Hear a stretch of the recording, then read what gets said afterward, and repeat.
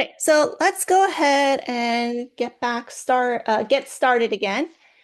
And let's talk about Gen Alpha. So, who is Gen Alpha anyway? Well, they are the kids born from 2010 to 2024, 2025. That's pretty much what the range is currently. And so they start from the year 2010. What also happened in the year of 2010 was the iPad. So the iPad was released in 2010, and same thing with Instagram. Instagram was also coming out in 2010. So these are the kids that grew up with iPads essentially. The iPad generation, the swipe generation, whatever you want to call it. They're the kids that are currently in some of your classes. If you teach, I think up to tweens, is it? Then you're teaching Gen Alpha already. You're just putting a name if you didn't know what it was previously.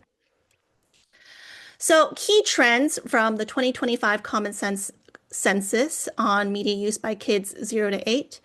It's that Gen Alpha has really high media saturation. We see that most kids have a phone, a tablet, some sort of device. Average daily screen time for kids 5 to 8 is now 3.5 hours per day. And there is a large jump in short-term videos, short form videos. So that's TikTok, the Reels, the YouTube Shorts, all of that, and also a large jump in gaming. So we also see a reading decline. There's a decline from 64 to 52% since 2017. And a lot of parents overall worry about media overuse and inappropriate content, but at the same time, they're very um, they're very positive about using technology with their kids for the potential of learning and connection. And in particular about AI, nearly 1 in 3 kids ages 5 to 8 are already using AI tools for learning and creating digital content. So that just gives a little bit of some numbers before we just talk about Gen Alpha literacy and beyond. And we have our lovely panelists. I'm going to stop sharing my screen so they can kind of introduce themselves and they can take it away from there. And if you have any questions or you just want to chat about anything, this is the time to just be casual and feel free to unmute yourself or write in the chat as well. And I'll make sure that everyone can have their own little time to share.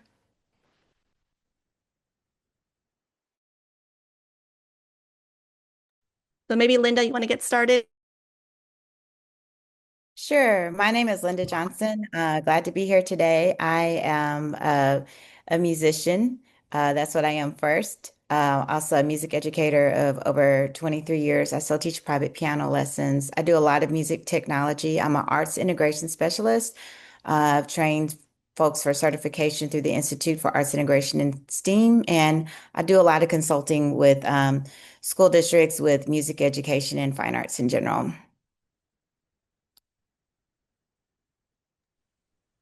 And then maybe Jasmine can introduce herself really quick. You'll see her Sure. again. Hi, so I'm Jasmine Florentine. I'm mechanical engineer, as well as an author and illustrator. I'm really passionate about STEM education and getting kids um, uh, engaged with STEM primarily through using storytelling, characters, games, things like that. And so to that end, while I work on robots on one half of the time. The other half of the time, I'm writing books and games and designing projects to engage kids with STEM. Nice to meet all of you. Namira, come back. Are you there? Yes, I've been here. My name's Ameerah Eaddy, and I am a music educator of 25 years. I also am certified through the Institute for Arts Integration in STEAM. And at one point, I was a TAP mentor teacher through the National Institute for Excellence in Teaching for one of my former districts, as well as the elementary music gifted and talented teacher for the district during that time. Jasmine, from South Carolina.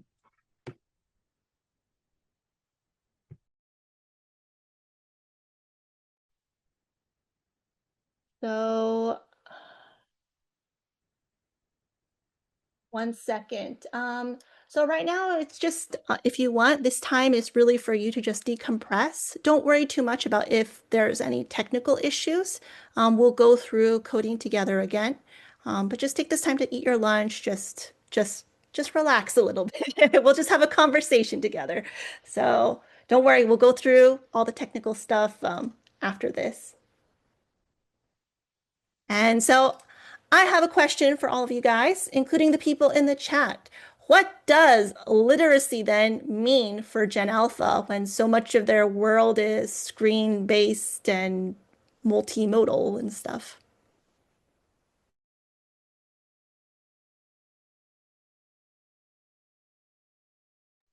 I guess I'm a bad moderator. I should start off with somebody. Linda. Please. Can I answer it out loud? Is that okay? Instead of in the chat? Oh, if you wanna answer and jump in, feel free. Maybe I don't know what's the best way of doing this. I'm really bad at moderating, as you can tell. It's just for me to talk. Yeah, just go ahead and talk. Yeah. Just as a library teacher, I find that there is a huge difference between being a digital native and having digital literacy. I think that it's a really bad assumption on the part of most grown educators who didn't grow up as digital natives, like myself, that we assume that because a kid is a digital native, that they also have a certain amount of digital literacy, and the two don't equal each other. And so I think that it is just as important, if not more important, to really teach that digital literacy explicitly, because they don't necessarily have those skills, and yet they've jumped into the digital landscape. So it's important to really explicitly teach those skills. She hit the nail on the head.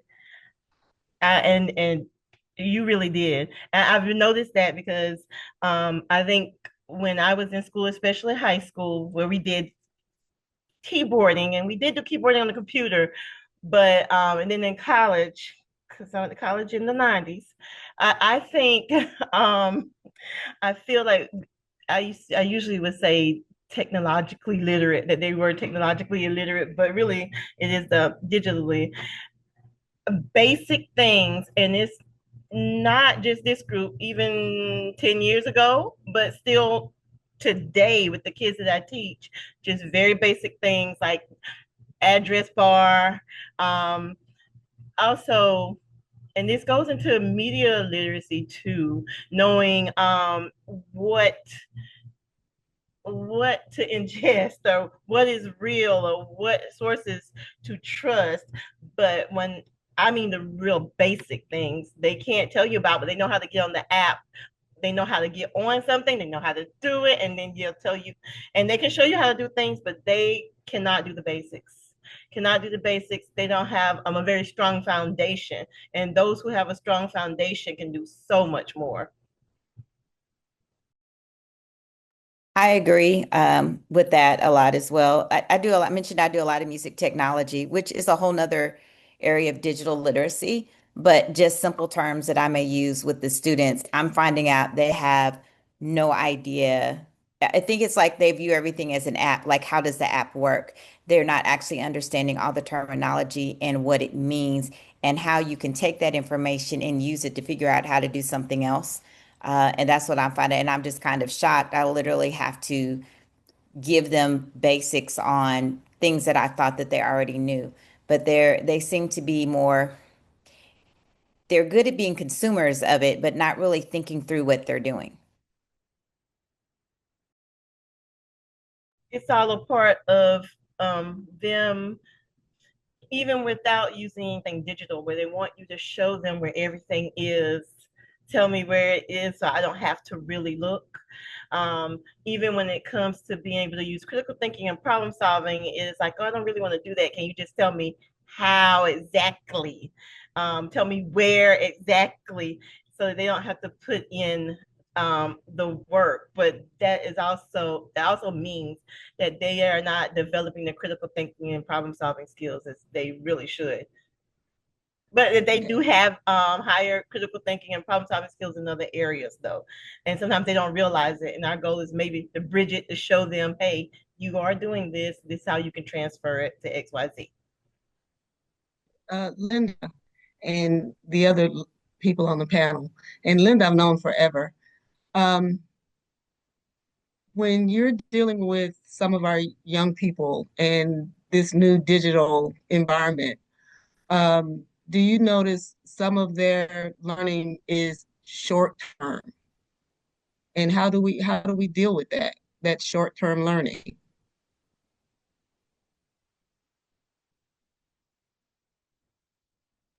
Attention spans, and I'm probably talking too much, so I'll let somebody else. But I was gonna say that this attention spans are shorter because they are so used to getting whatever information they want right away. And I remember before even all of this years ago, something came out about when SpongeBob SquarePants came out and how things were just kind of going fast. And so many people, I was watching it back then, were watching it, that they noticed it correlated with attention spans being shorter. And I just think about they have everything kind of at their fingertips, and so they want it now, and so they don't understand the benefits of the delayed gratification because they don't want delayed gratification. They want it now.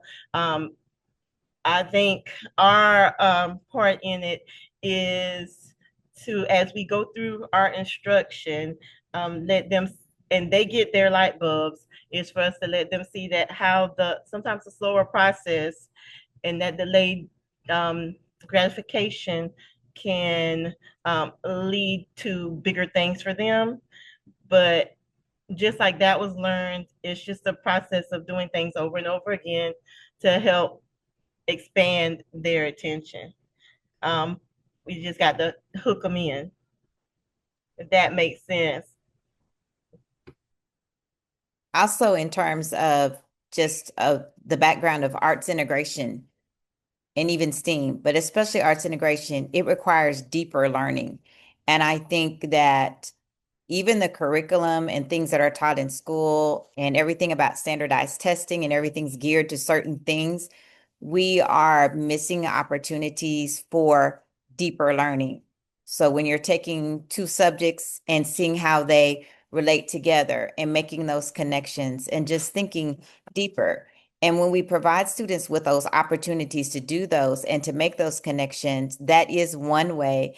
It's a slow process, but once they get that, aha, this is the same as something else, like songwriting and English language arts. We just did a storytelling session with the Institute for Arts Integration team at their conference, and it was like, it's the same thing. You're just doing musical elements. And sometimes when you're able to take the arts and relate that to something that they're having to learn in school, then it's more interesting. And that's the way you can kind of draw them in and get them into that deeper thinking process. And then it becomes rewarding to some of them. And then it becomes of, let me do more of this type of exploring.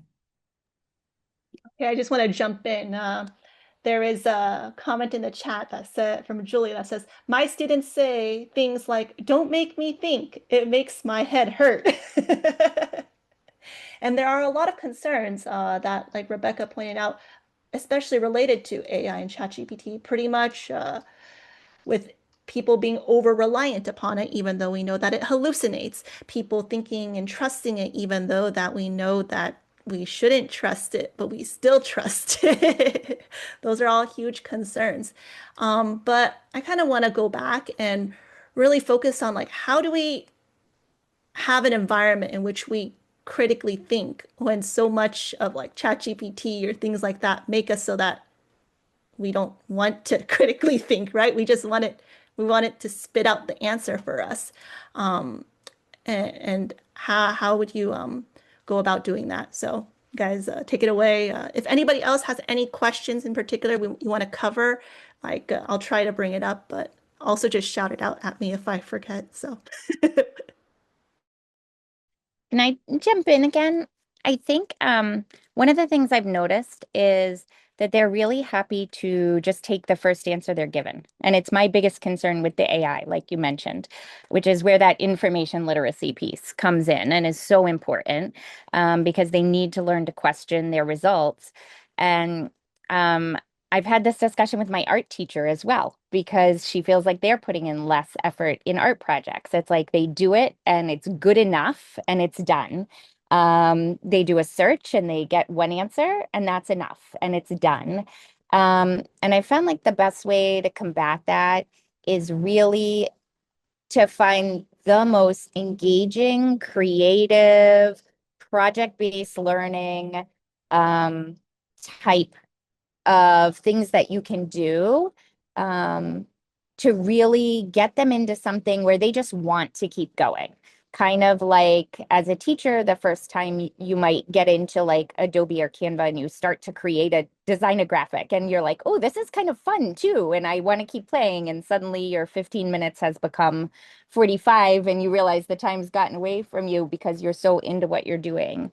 But finding something that really engages them, that's creative. And I have found that with coding and with storytelling, with book creation, things where kids are motivated to show themselves in a way that they're comfortable, in a way that they want to, kind of keeps them going with that productive struggle, and going past that, I'm satisfied with the first answer. But that's a huge concern for me, because I see that with so many of the kids. I got my one answer, I'm good. It doesn't really matter if it's right or wrong. I don't really need to think about it. It gave me the answer, so that'll do.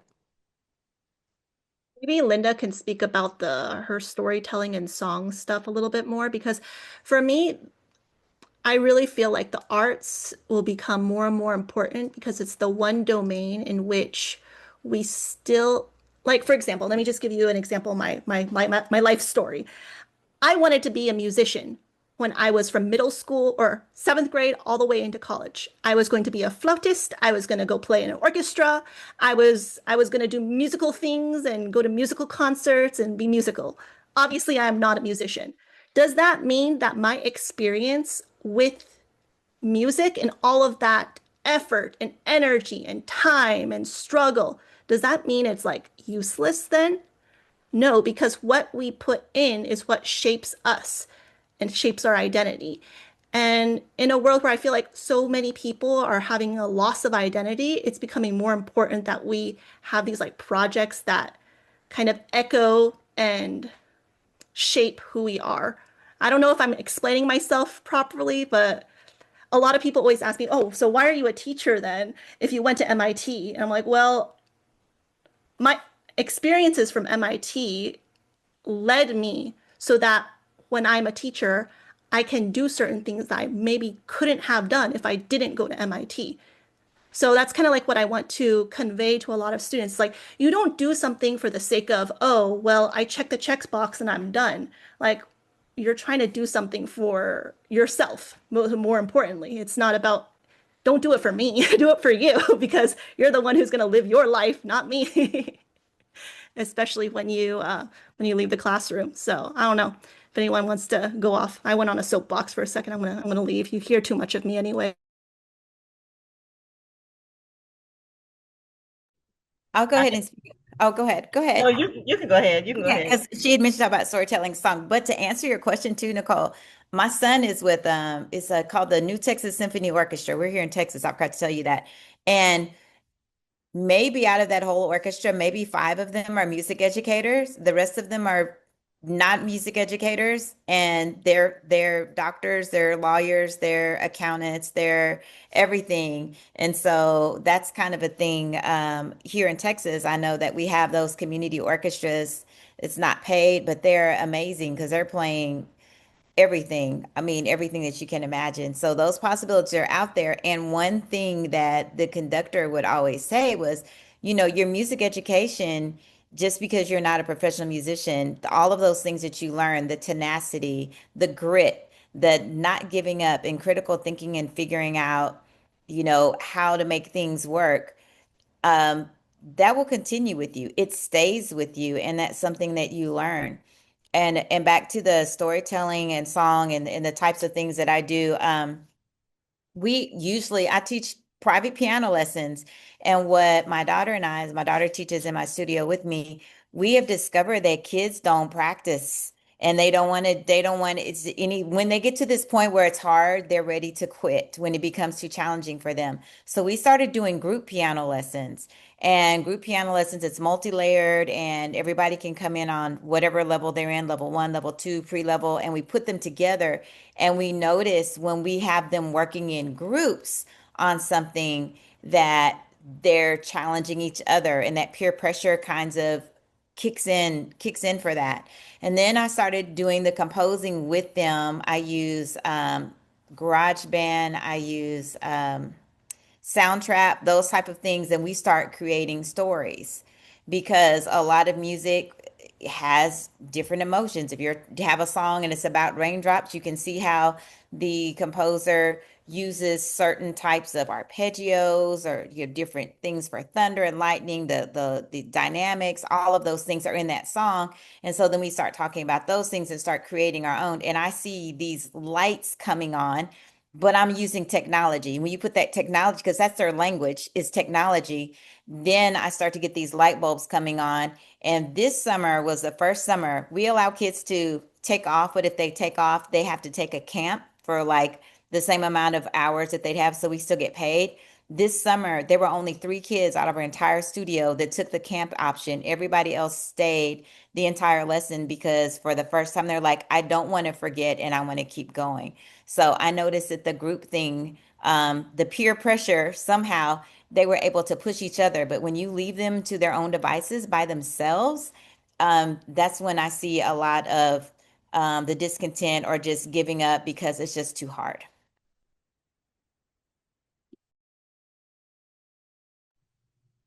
I wanted to say, I'm gonna do what I remember that I wanted to say. First off, I always think of most subjects as being all connected anyway, naturally. It's just that at most schools and where the programs are, everything is separated because I can feel that there's a natural connection to all of the subjects. And so when kids come to me, I know in the past someone would say, well, this isn't social studies, it's supposed to be music, or this isn't math. Why are we doing? I said, but you're gonna see how all of this it really goes together. And studies have shown, I know in years past, that like musicians or kids who were exposed to music, a high percentage of them would go to be doctors, just as with creative writing or English, a lot of them would go to be lawyers. So those they use those skills in the other professions. I just think sometimes it's just they naturally go together. It's just that we don't see. We're so used to, well, we got math this block and it needs to be this, and you got language arts this block. I do want to also say, because there was something else and I forgot, but our state, we have arts in the basic curriculum, and it's just our state has a lot of summer institutes that we do. Like this year, I've taken most of them because I've been in the institutes for over 20 years. This year was media arts, but last year I was one of the ones in the Arts Integration Leadership Institute, and it was a mixture of us.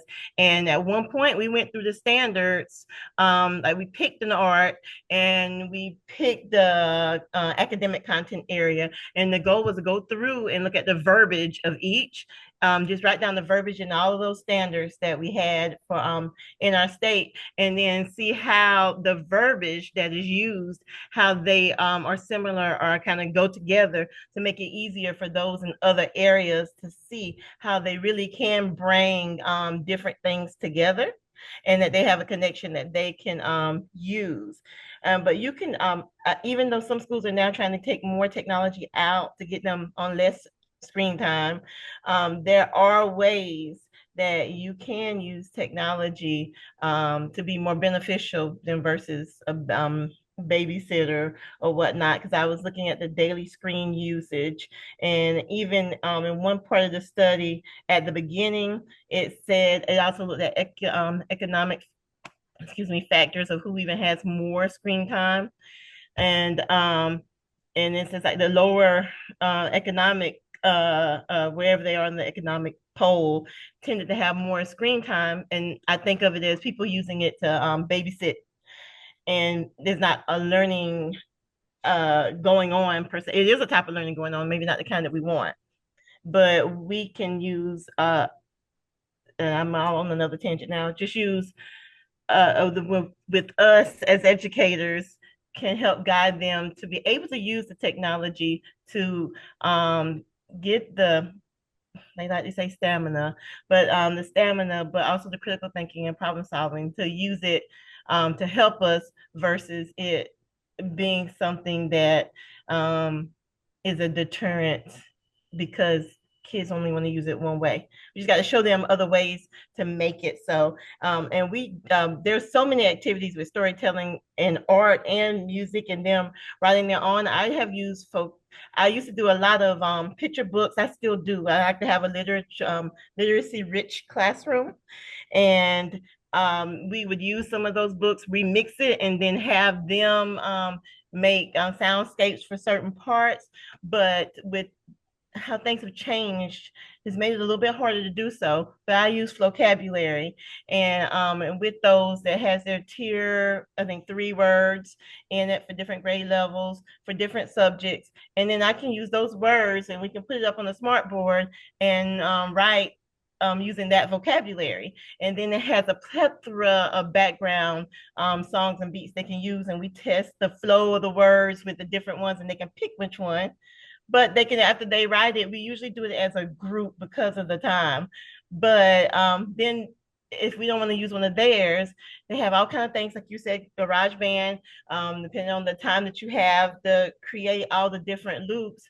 I like an Incredibox, and it's fast. It's fast. Hey, Ameerah, I'm just going to jump in really quick. There's a lot of discussion going on in the chat, and I just want to make sure that we kind of cover it. So there's a big concern with students now that they just do the check boxes, they just complete it, and it's done. And like, we have this discussion that says, do you think that parents have anything to do with it? And they have people who are saying, oh, it means that, 20% is actually 70% in their head. How much of that, like, sense is it because they don't see a purpose to it? And how much of it is just simply like, because I don't believe that students now are, like, kids now compared to 10 years ago, they're not dumber. They're not smarter. We're not, like, we can't think of ourselves as like dumber or smarter between one generation and the next. It's just not the case. But I do think the economic landscape has changed, and that has significantly changed the perspective of how kids view the world. It used to be, before, when I was a kid, people would say, oh yeah, like, if you do good at school, you'll get a good job. And then if you get a good job, you'll have a company that will, pay for your higher education, and then you'll be able to have your house, and then you'll have your little white fence, your little family with your little dog and all of that. And the problem is, I think kids know that it's not the case anymore nowadays. So how much of it is like, I would say, in a world where it's looking kind of grim, let's be honest. How can we as educators frame the learning environment so that we can feel like they're making progress, so that there is a point to what they're doing? Because right now it's like, okay, well, what's the point of learning this fact when I can just plug it into ChatGPT and it can give me the answer, right? Like, what's the point of that? And I really want to bring in, if where is it? If Jasmine is there, I really like your expertise on things, because we talked a lot about how things in the real world are not really contained in silos. And if you can kind of expand on that in your own experience to just kind of give people an idea of what that means, and maybe why creative outlets are becoming more appealing for young people nowadays, compared to maybe a normal standard assignment per se. Well, actually, one of the things that when you were kind of, also, first of all, I just want to say I apologize because I'm not at my best today. I'm a little sick, so bear with me. if I'm a little rambly at times. But to the point of having context, and again, I think that's where stories are really important. So I live mostly in the STEM education world, and so I can't speak as much outside of that. But one of the projects I was involved in was a live action role-playing game to get girls involved in coding. And the lab that I was collaborating with, their basic hypothesis based on like the research they had done previously is that girls in particular were more likely to be engaged in coding and digital literacy when they had both a community and a purpose. And so the whole point of this live action role-playing game was to give them both that community because they were working with these other girls, but also to give them missions. And so just by kind of taking those same set of like coding lessons they might have otherwise just had in a classroom situation and now giving them a mission, you know, a whole story around, you know, you have to code this. We were using microbits, which are these great little chips that you can program. So just by kind of changing it from your microbit is actually this, you know, interdimensional tool and you're saving the galaxy and you have to code this thing to do this mission. Suddenly the girls were a lot more engaged. And so that's kind of, I think, important from the giving a context and a story. And in this case, it's, you know, a fictional context and a story, but it was so immersive because it was over 3 days of the summer camp. That was enough to get all the girls very interested. From the multidisciplinary aspect, that was also another very important part there. And again, kind of looking at STEM and girls, which is, there's a lot of research in that area, is especially kind of involving crafts and arts and wearables tend to make it something that girls suddenly become a lot more comfortable with and a lot more engaged with. You know, it's something that isn't just, oh, I'm coding this thing to do an assignment. So in this case, all the coding project involved wearables. So for instance, they would have these LED strings and they would have to create them to create different disguises as part of their missions. And so now they got to bring in their own artistic sense and their creativity and bring that in along with the coding. And the results from this 3-day camp are really spectacular. A lot of the girls just before and after, you know, interviewing said, you know, that they were a lot more interested in coding, that their confidence was a lot more increased. And to me, this was one of the like early projects that I worked on when I started really getting into this space. So that really made an impression on me as well. So the importance of like the storytelling, the context, everything else. The other thing I wanted to mention, so I used to work for First Robotics, which is an amazing program. Basically, it engages kids with STEM through building robots. And one of the things whenever I would go to the competitions that I would frequently hear from teachers is how kids who maybe struggled more with sort of traditional classroom settings of book learning, sitting at a desk and you know, kind of having to sit there and just absorb information really opened up when they joined FIRST teams. And that's just because it was very hands-on learning and kids got to kind of pick and choose their different roles. So some of them, you know, really dove into the coding and the engineering. Some of them dove into like the marketing and the managing the budget for the team. We also started introducing theming, and that would pull in a lot of the kids who were more artistically inclined, who wanted to be involved in that. And so it was just really, really inspirational to see how these different kinds of approaches would grab kids that might not otherwise have been engaged.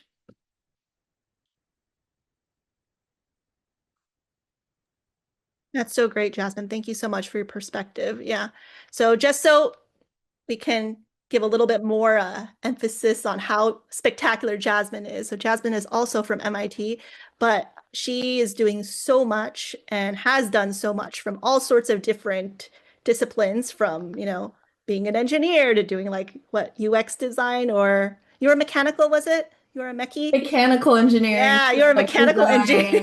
You know, whatever. I mean, to the point of like, I love combining art and engineering. And so when I was at First and they were theming the games, they hired me as a mechanical engineer. They saw my portfolio, saw that I love art, and said, hey, do you want to do all the art and theme the games. And I was like, yes, of course I do. And honestly, I think that's a big part of the reason that I was hired was because I had that multidisciplinary skill set. So Yeah, and I think more and more we'll see that in the future, this multidisciplinary skill set.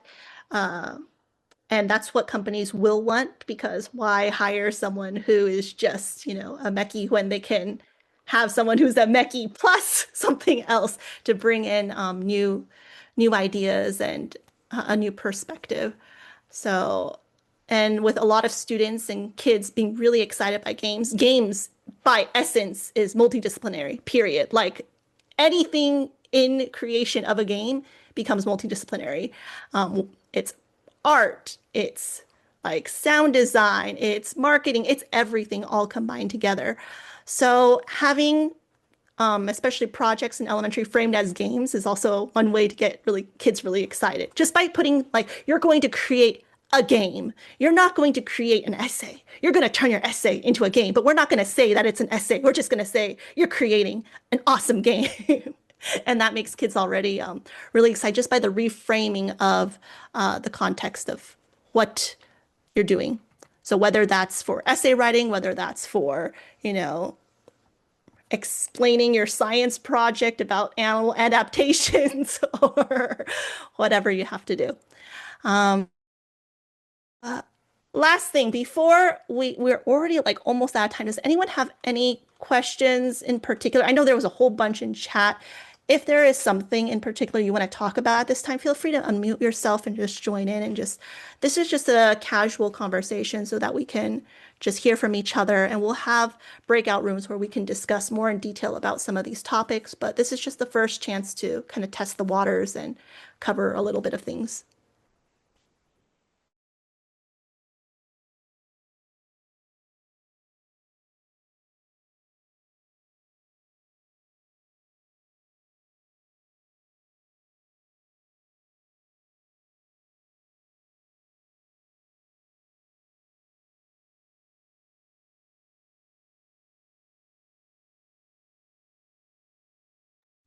Well, since no one's talking, someone, I don't remember who it was, mentioned project-based learning, and we were talking about groups. I think project-based learning is something good for Gen Alpha.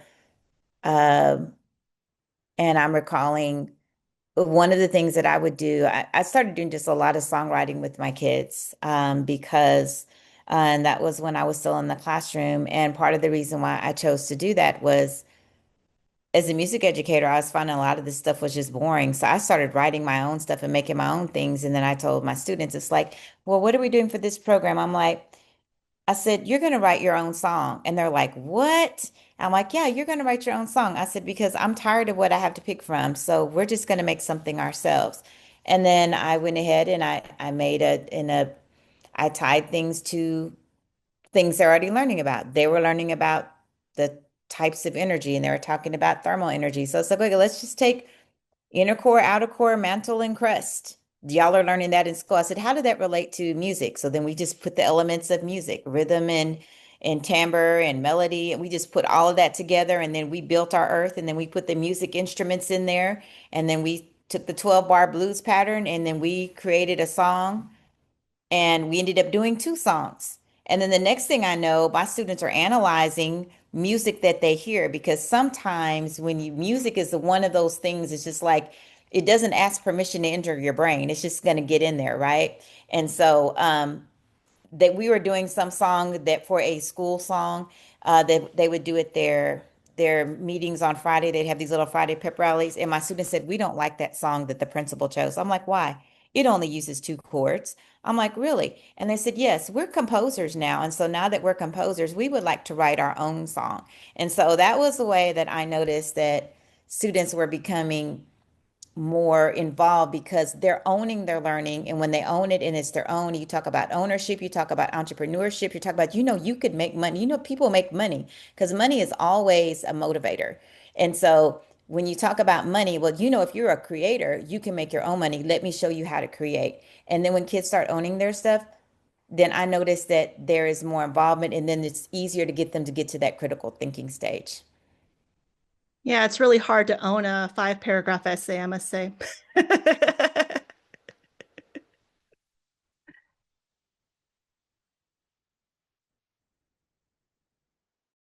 I think, oh, sorry, my camera's off. A lot of also what I'm hearing reminds me of sort of Mitch Resnick's Peers, Passion, Play, and I'm missing one there, Projects. Um, and that philosophy of just, using projects to engage kids, having them do it with peers as part of a community, letting them follow their own passion to the projects that they want to make. And I don't know, I just think of myself as a student. And certainly I was a lot more engaged when it was sort of like, oh, you pick a project that you care about and, maybe it applies to this subject, as opposed to write a 5-paragraph essay about a book you didn't really like very much to begin with. So, yeah. To add to that, they now have a new P. It's purpose. I saw a new I like diagram of it. that. It's like purpose. So it's like, yeah, project, purpose, passion. What was it? Peers, Oh, play. There we play. go. Yeah, play. Yeah. I saw that just recently. And then people went off and started adding like a whole bunch of other P's to it too. They're like, why not? Let's make a mind map of all the P's that we can add in.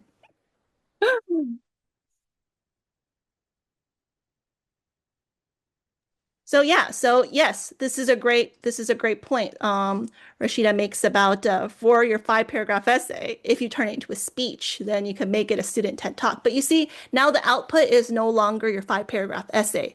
Now your output is your TED Talk, or it's your podcast, or it's, something else. You're still going through the writing process. And I really want to emphasize that all the future lessons, so Monday and Tuesday, it's kind of nitty gritty with coding, but after Monday, Tuesday, it really focuses then on integration. And I always like to tell people, focus on the writing first. Get them to write it all down. They'll know that they can create their game at the end, but they need to be able to do all the pre-writing, all of the all of their transition sentences, using their vocabulary. They need to do all of that first before they can go into the next step of adding the multimedia, the coding dimension, the whatever. So pre-writing is always key, and that's where you as an expert comes in, and that's where you will, take care of it. The coding is, if you don't understand it still, even 2 days from now, it's not that big of a deal. It really isn't. Like, don't worry too much about that. What's key is, yeah, making it so that the students feel like they own their project, that there's a purpose for their project, that other people are going to play their project, so there's an audience behind it. That's what the purpose is. And better yet, later on, we'll talk about collaboration and working together.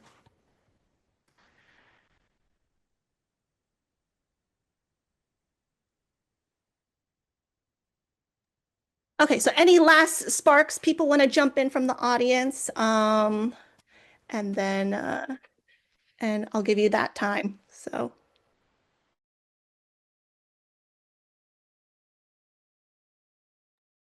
I just want to say something real quick. In listening to everything that everyone has said, uh, getting them to work together, getting them to write. So many students will tell you now, I don't write. I don't like writing. I don't like putting pen to paper. Um, but teaching them how to incorporate everything that they want to do or want to show. Once they do this, I don't care if it's just one sentence. My name is Bob.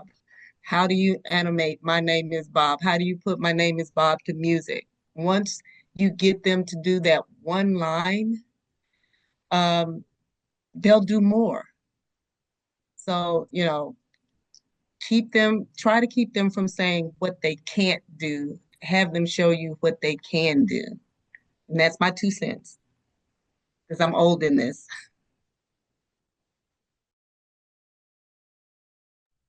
You were spot on, because when I did that with my after school students, we worked on the name for a while, and they got so into animating that name when they figured out, after we went through it step by step, and then they wanted to make it perfect. So then they wanted to do more. And after they found out I can do this, they wanted to make it even bigger and better. So then I said, well, we still got another page to go. We're getting ready to write. And what I had them do was write about themselves.